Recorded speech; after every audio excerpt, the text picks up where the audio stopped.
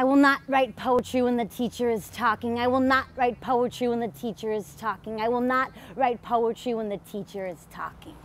Standard white chalk on classic blackboard squeaks cliches through pointless punishments. Write it over and over, Amanda, to make sure you don't forget. She wants me to measure the perimeter of the blackboard, do the math, find its area and fill it tight with my new imposed credo. I will not write poetry when the teacher is talking. Fill it so I can't tell if the board was black or white to begin with. And I can't even get away with the occasional large writing. Do the math, she says. I was sure it was discreet, but I mean, how discreet can large, bold print be among small, meticulous letters? Maybe I'll steal her glasses when she's not looking. Better yet, when she is, for she won't much be able to see anyway. I'll flail them like lassos in circles above my head as I prance between the desk rows, pounce happy from one desktop to another, tear the blackboard to the floor, nail erasers to the bottoms of my shoes, and moonwalk the area of the blackboard, smearing Miss Jones's sacred philosophy to a dusty gray epiphany of tainted alphabet, all the while still flailing her spectacles in the air. Say, Miss Jones, you do a great zombie walk. Claim, Miss Jones, I've never really been too fond of charades, though I do love the game.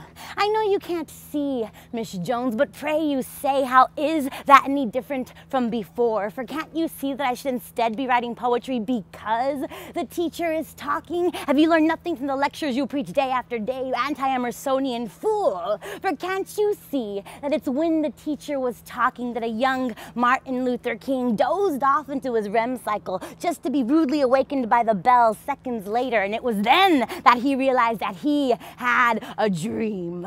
Don't you know that it's when the teacher was talking that Newton himself gazed out the window just in time to see a leaf fall off its branch, and after recess that day is when Newton brought the teacher that apple. You see, it's when the teacher was talking I thought I could write history like it was an original idea, but now you're just asking me to repeat myself, Can't you see my confusion when for so long you taught us to stay inside the lines just to tell us years later that we must think outside the box? You tell us to come to class prepared, though only as a test it seems, now demanding put your pencils down and pick up the chalk. I will not write poetry when the teacher is talking. I will not write. Now we're not supposed to argue both sides in an essay, but when you taught us to share, were you not referring to our ideas and all viewpoints as well?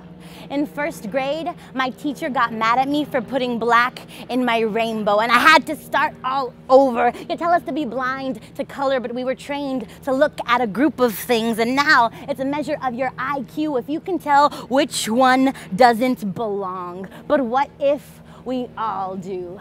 Red Rover, let anyone who wants to come over, except for those who bear arms, except for those with bare arms, dangerous amoebas or dry Plato. For we shan't kick poets out of the republic, but rather kick them in to the public. You won't need much aim for that, Miss Jones. Miss Jones? Miss Jones! Now I know I'm not the teacher, but it is rather rude to be over there writing while I'm talking. There was no sound when he hung up the phone, just a ring in silence. Go back? Go back where?